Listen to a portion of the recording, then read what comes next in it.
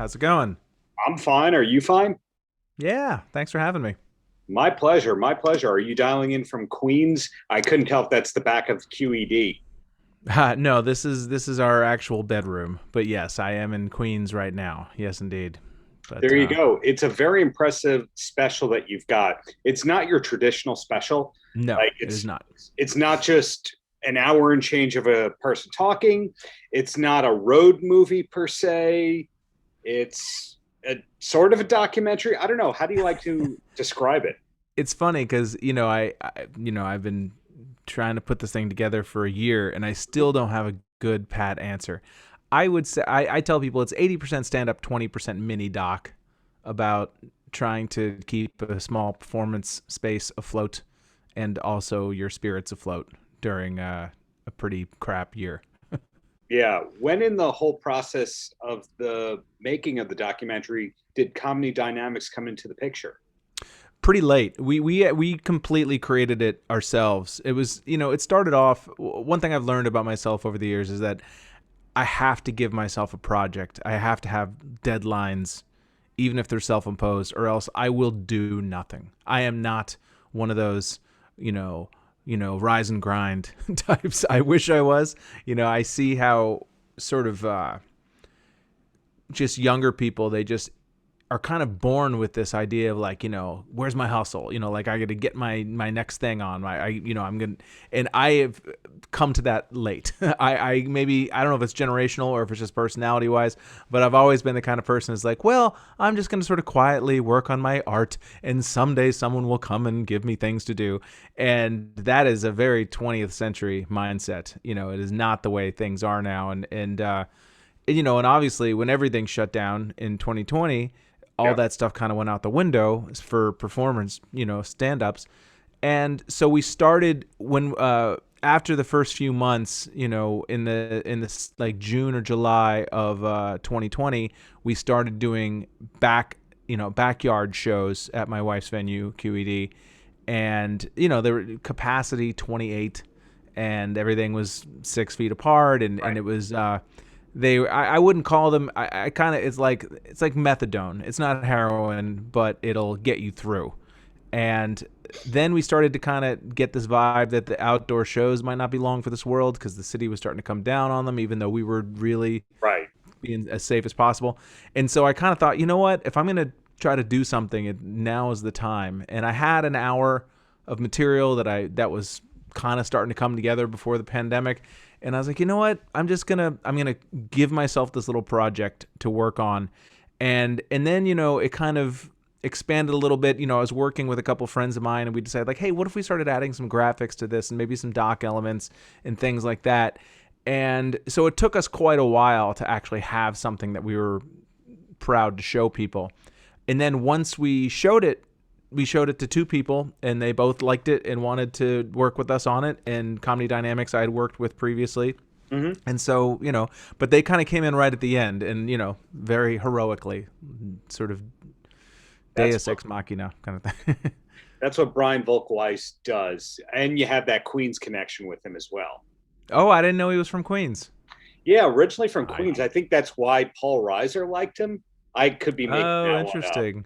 but Yeah, it's funny. I know Brian a little bit, but he's always been an LA guy, and so even when I worked with him in 2014, I think I met him, twice in the process. So it's not like we have this long-standing personal relationship. We have a great professional relationship, and I got it. know him via email mostly. Well, something you said struck me when you were saying how you were kind of later in life to the hustle and all that. And that really surprises me because when I first discovered who you were and all that, I guess it was like early 2000s when you were on all the Talking Head VH1 kind of shows. Yeah. You were in the Great Chappelle's show skit. I would see you every now and then at Liam's TYF shows. I think I was at the taping of his movie. So Yeah. you always struck me like all the best week ever people as the people who had 8 jobs going on at the same time. That wasn't the case for you back then. You were kind of waiting. Well, no, I mean, I had a bunch of gigs in different jobs, and I wrote for Tough Crowd for a while, and I was touring and things like that. But they were always sort of things that people gave me permission to do. They were always something that I was invited to do, or that I auditioned to do, or that I had a manager that kind of put me up for. But I wasn't really the kind of person who's like, you know what, I'm going to shoot my own movie. Like, I'm going to go out and I'm going to create, you see it now with a lot of my peers who have had a lot of success in the podcast realm. That's a small business enterprise that you kind of start on your own. Mm-hmm. And there's some people that just, they wake up and they're like, what do I need to do? Let me get to work. And I'm always like, I wake up and I'm like, what do I have to do? And so, so I'm trying to kind of rewire my brain slightly, which is, a challenge when you get to 409 years old, like I am. Well, obviously things are not where they were in February 2020 for comics. It's not like all 50 states are on the same page about anything. A lot of the comics I spoke with, they were doing gigs all along in Florida, Texas, states like that. Some of them were doing the drive-in kind of stuff. Some of them were pivoting it all to podcasts. Are you close to getting back to where you need to be again for it to be a comfortable living? No, I mean, I and some of it is personal choice. I made the choice that I wasn't going to perform in any state that was sort of flouting like COVID regulations in 2020. That's a personal choice that I made. Mm-hmm. I couldn't really live with myself, pre-vaccine. I wasn't going to be one of those comics who was going out and playing Texas and, Charlotte and creating super spreader events. And, my spreader events would not have been that super, let's be real. But I couldn't have lived with personally, I just couldn't do that. I'm not trying to slam anybody who did, maybe a few, but I just, to me, it's been very clear to me that the fastest way through all of this is to shut it down until we have the vaccine, and then everybody take the goddamn vaccine, and then we can get back to normal. And yet a lot of people think that they're smart and they're not. And they thought that like, well, you know what, that applies to everybody but me.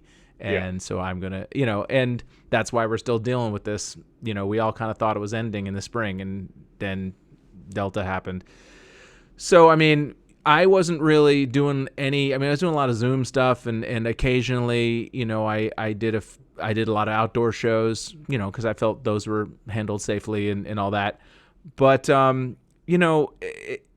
people aren't really going out the way they were, at least not in the city. And maybe other states they are.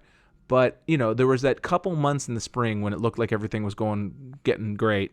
And, when we first reopened QED, like it was packed, just packed. Every show was just sold out.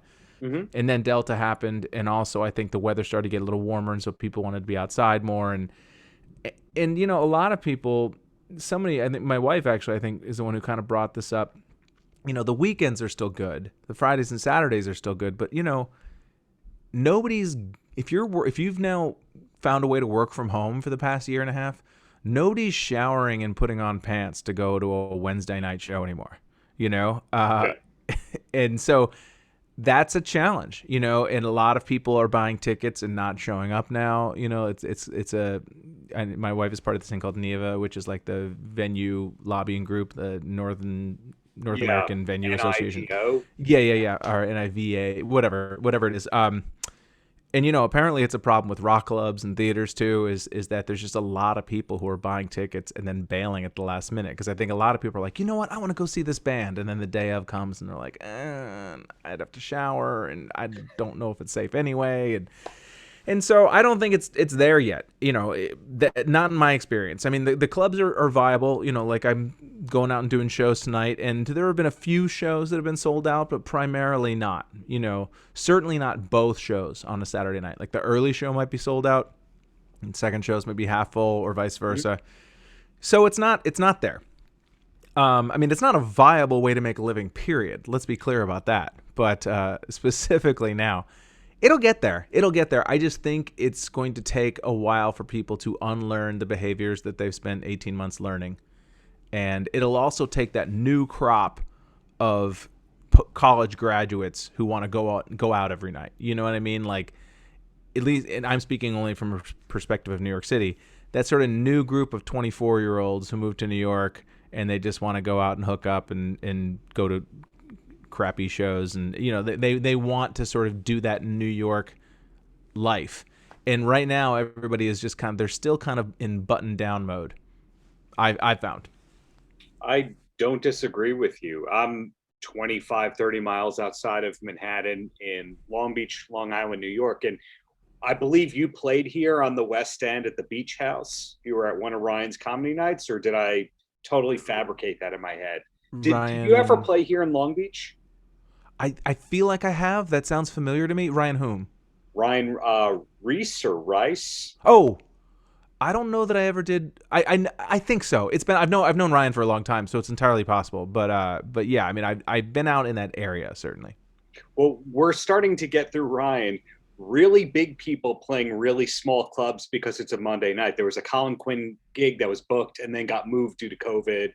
But there's a TJ Miller gig next week. It's funny to watch these nationally, internationally known people playing a bar that holds 150 people on a Monday night per se. Yeah. It's kind of breeding this really strange hybrid world of, so I'm a comic that plays to 3,000 people this night, 100 people this night.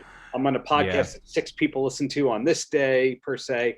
I guess the lesson to learn is always be ready. I don't know. Yeah. I mean, I think Roy Wood in the early part of the pandemic had a Twitter thread that was very prescient. I thought, talking about how there's going to be a big squeeze, that everybody is going to be going down a couple pegs, so the people who are on the lower pegs are going to get really screwed. When in the middle of the pandemic, you see Brian Regan playing the Virginia Beach Funny Bone. You know what I mean? Which is probably a club he's been too big for 20 years now. Yes. He plays massive stadiums and theaters, and that's just the way it is. So if you were the kind of guy who was really holding out hope to get that weekend of the Virginia Beach Funny Bone, you're screwed because they got Brian Regan instead. And again, so it's just gonna take some time, and there's gonna be it's always changing. I think that obviously, like I was saying, it used to be that like comedians would do podcasts just to get people to come out to their shows. Right. And now I feel like there's a lot of people who they're comedians, but really they're just trying to be podcast personalities. Like they do stand up occasionally, but you can tell that their efforts and passions really lie in the podcast world. And so I think that the comedy is going to change. I'm not saying for the better or for worse, but it's probably not ever going to look like it did 5 years ago, is my guess. And the funny part is 10 years ago, people were all gung-ho about like the 80s were the peak of stand-up because, hey, everyone was getting deals. And now I'm sure people are going, man, 2010 was really good. I miss that kind of a thing. But hey, back to you and show your work. One thing I couldn't figure out, and I love the material because it's very personal, yet it's very of the times, yet it's also timeless. You managed to do all that at once, personal, yet everyone can relate kind of stuff. But I couldn't figure out, do you like Costco or you don't like Costco? I do like Costco. I acknowledge Costco for what it is. It's there's a cheap dirt bag in all of us, and Costco's there for you. I mean, let's put it this way. I love the things I can get at Costco. I'm a big fan of the Costco rotisserie chickens and things like that. Going to Costco is, I feel like I have to like really stretch out and do some breathing exercises and some Zen meditation in the parking lot before I go in. Because I have to go in a lot to get my wife stuff for her venue. And man, you go there on a Sunday morning, it is just hell. I mean, it's hell. And I get very irritated very easily with people who don't have spatial awareness. People who just kind of stop in the middle of an aisle with their cart, or just, are not looking where they're going. And there are some maybe foul mumblings under my breath that go on. Sure. I did that once. I got mad at somebody for having his cart in the way, and I was like, move your fucking cart or something like that. And then he's like, are you Christian Finnegan? I'm like, fuck, no. You're seeing me my absolute worst. This is like the worst part of my personality. Of all the times. But no, I mean, Costco, it is hilarious, the bit you're referring to, where I did buy a bunch of clothes there during the Yeah, pandemic because who inevitable. cares? Nobody's seeing me, and they're cheap, and I'm fat now, and so it is what it is. But you really shouldn't be buying underwear in the same place you're buying rotisserie chicken. Ideally, that does not seem appropriate to me.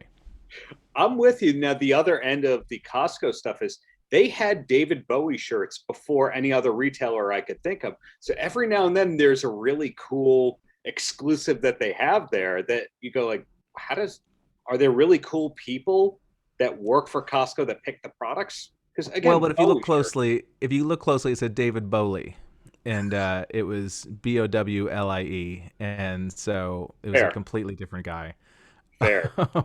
Yeah, I mean, I do wonder sometimes how those, because you will find name brand stuff, and it's Yeah, either a brand that used to be popular that's on its last legs, like you'll see Lee, the jeans company, yeah. a bunch of shirts by Lee. Okay, I didn't know they even made shirts, but here they are. But a lot of Calvin Klein type stuff, but Calvin Klein slacks for $14. All right, sure. Clearly, this brand is on its way out. Well, on a different, brighter note, one thing that I'm super curious about is I find that comics go kind of two ways with socialization, in that they either only hang out with comics or they don't hang out with any other comics because too much neuroses in one place, per se. Has all the quarantining and subsequent Zoom calls and subsequent podcasts to catch up with people, which one are you at this point? Do you use the other comic peers to commiserate, or you've had enough?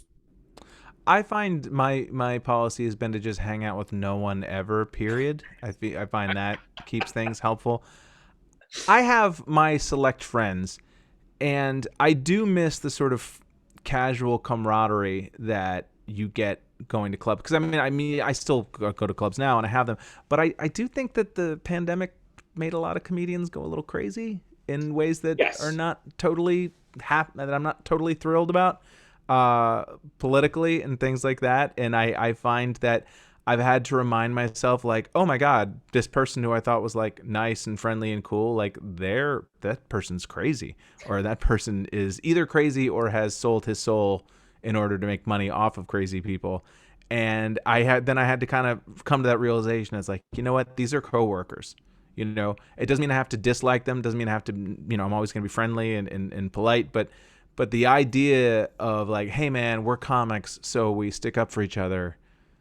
I don't know. I feel less like that now than I did a couple of years ago. I mean, I certainly have my friends, and a lot of my friends that I started out with puts me in a slightly different situation than a lot of other comics. Is everybody has what I refer to as their class. You know what I mean? Like the comics you started doing open mics with, Yeah. and it's not necessarily an age thing, but they generally fall into your age group, and they did the same shitty bar shows as you did when you started. And so you always kind of think of like, well, those are my people. Like those are the people I started out with.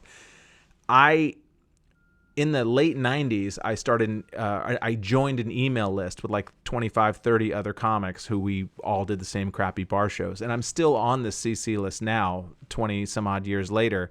We've been to each other's weddings. A couple of my friends, their kids are graduating high school, but almost to a T, almost all of them ended up going the writer track instead of the stand-up track. Hmm. They, like, a lot of the Conan writing staff were friends of mine, and people who've written for what's his name?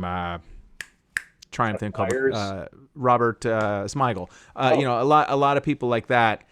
That crew are kind of the people that I started doing open mics with, and so I think of as my comedy peers. But very few of them actually still do stand up on a regular basis, and so I don't really have. I do envy like a lot of comics who I'm friendly with, but who are younger than me.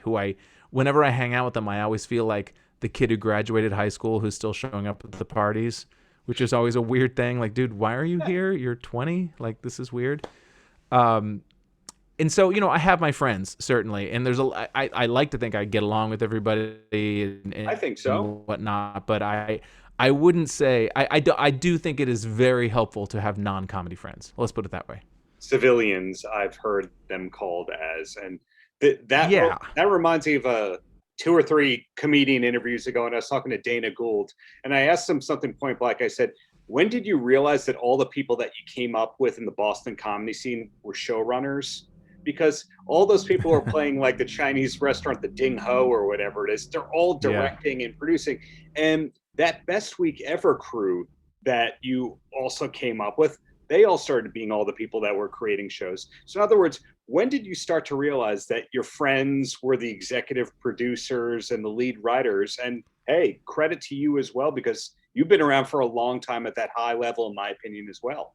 Well, thank you. I appreciate that. But again, a lot of these are life choices. I have a cellular discomfort with Los Angeles. And I don't mean that as like a slam on Los Angeles. A lot of people I Yeah. know, they really blossom out there. I have always found Los Angeles to be like a really nice pair of shoes that is not my size.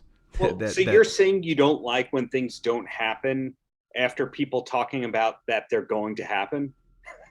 that's yes, that's my Los Angeles. It's kind of like New York is the rough exterior, but the good internal soul.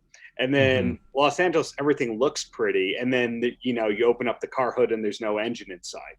Yeah. Yes. That's kind of, I find it to be, for me, a profoundly depressing place. Yes. And I moved to New York to live in New York. I didn't move here to do comedy. I had no idea. I went to college here. And so I was just determined. I just knew I wanted to live in New York City. That's all I knew. And so there is that period when New York comics, if they're really serious about kind of being players in the industry, move to LA, and around the time the Best Week Ever was done was that time for me. If I was going to sort of go that path of pitching a sitcom and doing all those things, but I didn't want to. And I had just started to date my wife at the time, and I loved New York, and so I knew at the time that was going to take me a slightly different path than some of the other people that I knew. And the fact that they're all very talented, and maybe I'm not, but I'm saying it's like, I'm not trying to say that's the only reason, but it was very clear to me, people like Paul Scheer or whatever, who's very talented, but very driven to succeed in that sort of Hollywood world. And I don't mean to single out Paul. He was just the first guy that came to my mind, who was a New York person who then moved to LA. But there were 30 friends of mine who kind of made that same transition. And I kind of watched them all doing it. And I was like, oh yeah, I guess I should probably do that, but I'm not going to. And so, I hate acting. I hate all of it, really. Like, stand-up is like the only thing I enjoy.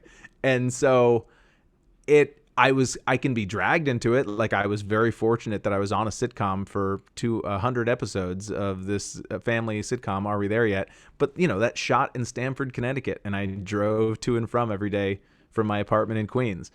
And it never was something I wanted to blow up my life for. And so, you make your choices. Make your choices. Well, this special, to me and to most people who ever see this, will be new, because Showrunners has not been out for a year per se, but you conceptualized it, you filmed it, you had to do all the negotiations. So I'm sure it's in a way old to you. So do you know what's next? Have you already started writing the next hour? Yeah, I mean, I definitely, I'm starting to build up material. One thing that was slightly different because of the pandemic, usually when you shoot a special or record an album, you're sick to death of the material because you've been running it for a year on the road, and you're almost reciting it by the time you record it.